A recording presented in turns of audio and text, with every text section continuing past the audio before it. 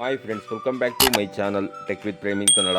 Friends, ತೋಟಗಾರಿಕೆ ಇಲಾಖೆಯಿಂದ 2024-25ನೇ ಸಾಲಿಗೆ ತೋಟಗಾರಿಕೆ ರೈತರಿಗೆ ಹಾಗೂ ಉದ್ದಿಮೆದಾರರಿಗೆ ಅವರು ಬೆಳೆಯುವ ಬೆಳೆಗಳಿಗೆ ಬಳಸಿಕೊಳ್ಳಲು ಅವರು ಖರೀದಿಸುವಂತಹ ಈ 8ಕ್ಕಿಂತ ಹೆಚ್ಚಿನ ಯಂತ್ರೋಪಕರಣಗಳಿಗೆ ಸಬ್ಸಿಡಿಯನ್ನು ನೀಡಲಿಕ್ಕೆ ಅರ್ಹ ರೈತರಿಂದ ಅರ್ಜಿಯನ್ನು ಆಹ್ವಾನ ಮಾಡಿದ್ದಾರೆ. ಇದಕ್ಕೆ ಅರ್ಜಿ ಸಲ್ಲಿಸಲಿಕ್ಕೆ ನಿಮಗಿರಬೇಕಾಗಿರುವ ಅರ್ಹತೆಗಳೇನು, ಏನೇನು ದಾಖಲೆಗಳನ್ನು ನೀಡಬೇಕು, ಎಲ್ಲಿ ಅರ್ಜಿ ಹಾಕಬೇಕು, ಹಾಗೆಯೇ ಯಾವ ಯಾವ ಯಂತ್ರೋಪಕರಣಗಳಿಗೆ ಈ ಸಬ್ಸಿಡಿಯನ್ನು ನೀಡಲಾಗುತ್ತೆ ಅನ್ನುವ ಸಂಪೂರ್ಣವಾದ ಮಾಹಿತಿಯನ್ನು ನಾನು ಈ ವಿಡಿಯೋದಲ್ಲಿ ನಿಮಗೆ ತಿಳಿಸ್ಕೊಡ್ತೇನೆ. ಅದಕ್ಕಿಂತ ಮುಂಚೆ ನೀವೇನಾದರೂ ನಮ್ಮ ಚಾನಲ್ಗೆ ಹೊಸಬರಾಗಿದ್ದರೆ ನಮ್ಮ ಚಾನಲ್ನ ಸಬ್ಸ್ಕ್ರೈಬ್ ಮಾಡಿಕೊಂಡು ಬೆಲ್ ಐಕಾನ್ನ ಕ್ಲಿಕ್ ಮಾಡ್ಕೊಳ್ಳಿ ಫ್ರೆಂಡ್ಸ್.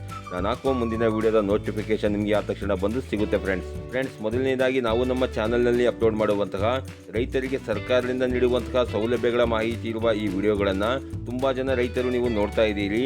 ಆದರೆ ನಮ್ಮ ಚಾನಲ್ನ ನೀವು ಸಬ್ಸ್ಕ್ರೈಬ್ ಮಾಡ್ಕೊಳ್ಳದೇನೆ ನೋಡ್ತಾ ಇದ್ದೀರಿ. ದಯವಿಟ್ಟು ನಮ್ಮ ಚಾನಲ್ನ ಸಬ್ಸ್ಕ್ರೈಬ್ ಮಾಡಿಕೊಂಡು ವಿಡಿಯೋ ನೋಡಿ.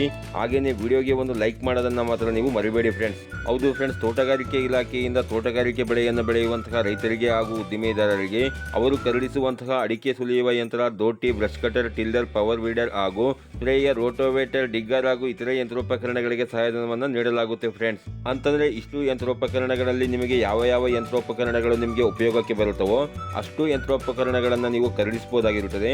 ನೀವು ಖರೀದಿಸುವಂತಹ ಯಂತ್ರೋಪಕರಣಗಳ ಮೊತ್ತದಲ್ಲಿ ನಿಮಗೆ ಗರಿಷ್ಠ 1.25 ಲಕ್ಷ ಸಬ್ಸಿಡಿ ಅಥವಾ 5 ಯಂತ್ರೋಪಕರಣಗಳಿಗೆ ಮಾತ್ರ ನಿಮಗೆ ಸಹಾಯಧನವನ್ನು ನೀಡಲಾಗುತ್ತೆ ಫ್ರೆಂಡ್ಸ್. ಹಾಗೆಯೇ ಇದಕ್ಕೆ ಅರ್ಜಿ ಸಲ್ಲಿಸಲಿಕ್ಕೆ ನಿಮಗಿರಬೇಕಾಗಿರುವ ಅರ್ಹತೆಗಳು ಯಾವುವು ಅನ್ನೋದನ್ನು ನೋಡೋದಾದರೆ, ಅರ್ಜಿದಾರ ರೈತರು ಕರ್ನಾಟಕ ರಾಜ್ಯದ ಕಾಯಂ ನಿವಾಸಿಯಾಗಿರಬೇಕಾಗಿರುತ್ತೆ.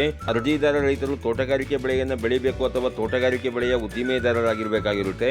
ಅರ್ಜಿದಾರರು ಸ್ವಂತ ಜಮೀನನ್ನು ನೀವು ಹೊಂದಿರಬೇಕಾಗಿರುತ್ತೆ ಫ್ರೆಂಡ್ಸ್. ಹಾಗೆಯೇ ಇದಕ್ಕೆ ಅರ್ಜಿ ಸಲ್ಲಿಸಲಿಕ್ಕೆ ನಿಮ್ಮ ಹತ್ರ ಇರಬೇಕಾಗಿರೋ ದಾಖಲೆಗಳು ಯಾವುವು ಅನ್ನೋದನ್ನು ನೋಡೋದಾದರೆ, ಅರ್ಜಿ ಫಾರಂ ಬೇಕಾಗುತ್ತೆ, ಜಮೀನಿನ ಪಹಣಿ ಬೇಕಾಗುತ್ತೆ, ಬೆಳೆ ದೃಢೀಕರಣ ಪತ್ರ ಬೇಕಾಗುತ್ತೆ, ಚೆಕ್ ಬಂದಿ ಬೇಕಾಗುತ್ತೆ, ಆಧಾರ್ ಕಾರ್ಡ್ ಬೇಕಾಗುತ್ತೆ, ಬ್ಯಾಂಕ್ ಪಾಸ್ ಪುಸ್ತಕ ಬೇಕಾಗುತ್ತೆ. ಹಾಗೆಯೇ ಬ್ಯಾಂಕ್ ಖಾತೆಗೆ ನಿಮ್ಮ ಆಧಾರ್ ಕಾರ್ಡನ್ನು ನೀವು ಕಡ್ಡಾಯವಾಗಿ ಸೀಡಿಂಗ್ ಮಾಡ್ಕೊಂಡಿರಬೇಕಾಗಿರುತ್ತೆ. ಪರಿಶಿಷ್ಟ ಜಾತಿ ಮತ್ತು ಪರಿಶಿಷ್ಟ ಪಂಗಡದ ರೈತರಾಗಿದ್ದರೆ ಜಾತಿ ಪ್ರಮಾಣ ಪತ್ರ ಬೇಕಾಗುತ್ತೆ. ಜಂಟಿ ಖಾತೆ ಇದ್ದಲ್ಲಿ ಒಪ್ಪಿಗೆ ಪ್ರಮಾಣ ಪತ್ರ ಬೇಕಾಗುತ್ತೆ. ಖಾತೆದಾರರು ಮರಣ ಹೊಂದಿದ್ದಲ್ಲಿ ಮರಣ ಪ್ರಮಾಣ ಪತ್ರವನ್ನು ನೀವು ಇಟ್ಕೊಂಡಿರಬೇಕಾಗಿರುತ್ತೆ. ರೇಷನ್ ಕಾರ್ಡ್ ಬೇಕಾಗುತ್ತೆ, ಆದಾಯ ದೃಢೀಕರಣ ಪತ್ರ ಬೇಕಾಗುತ್ತೆ. ಹಾಗೆಯೇ ಇನ್ನಿತರ ದಾಖಲೆಗಳೊಂದಿಗೆ ತಮ್ಮ ಆಧಾರ್ ಕಾರ್ಡ್ಗೆ ಲಿಂಕ್ ಇರುವ ಮೊಬೈಲ್ ನಂಬರನ್ನು ನೀವು ಇಟ್ಕೊಂಡಿರಬೇಕಾಗಿರುತ್ತೆ ಫ್ರೆಂಡ್ಸ್. ಹಾಗೆಯೇ ಇದರ ಬಗ್ಗೆ 20/8/2024 ಪತ್ರಿಕೆಯಲ್ಲಿ ಬಂದಿರುವಂತಹ ಪತ್ರಿಕಾ ವರದಿಯನ್ನು ಸಹ ನೀವು ಇಲ್ಲಿ ನೋಡ್ತಾ ಇರಬಹುದು ಫ್ರೆಂಡ್ಸ್. ಹಾಗೆಯೇ ಇದರ ಬಗ್ಗೆ ನಿಮಗೆ ಇನ್ನೂ ಹೆಚ್ಚಿನ ಮಾಹಿತಿ ಬೇಕು ಅಂತಂದರೆ ನಿಮ್ಮ ಜಿಲ್ಲೆಯ ತೋಟಗಾರಿಕೆ ಇಲಾಖೆಯನ್ನು ಸಂಪರ್ಕಿಸಿ ನೀವು ಇದರ ಬಗ್ಗೆ ಹೆಚ್ಚಿನ ಮಾಹಿತಿನ ತಿಳ್ಕೊಬಹುದಾಗಿರುತ್ತೆ ಫ್ರೆಂಡ್ಸ್.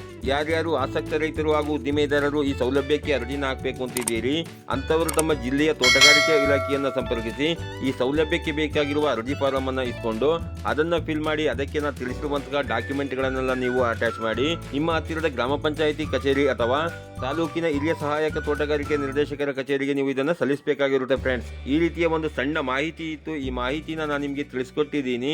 ಈ ಮಾಹಿತಿ ನಿಮಗೆ ಉಪಯುಕ್ತ ಅನಿಸಿದ್ರೆ ವಿಡಿಯೋಗೆ ಒಂದು ಲೈಕ್ ಮಾಡಿ, ಕಮೆಂಟ್ ಮಾಡಿ, ಶೇರ್ ಮಾಡಿ. ಹಾಗೆಯೇ ನನ್ನ ಚಾನಲ್ಗೆ ಹೊಸಬರಾಗಿದ್ದರೆ ನನ್ನ ಚಾನಲ್ನ ಸಬ್ಸ್ಕ್ರೈಬ್ ಮಾಡಿಕೊಂಡು ಬೆಲ್ ಐಕಾನ್ನ ಕ್ಲಿಕ್ ಮಾಡ್ಕೊಳ್ಳಿ ಫ್ರೆಂಡ್ಸ್. ನಾನು ಹಾಕುವ ಮುಂದಿನ ವಿಡಿಯೋದ ನೋಟಿಫಿಕೇಶನ್ ನಿಮಗೆ ಆ ತಕ್ಷಣ ಬಂದು ಸಿಗುತ್ತೆ ಫ್ರೆಂಡ್ಸ್.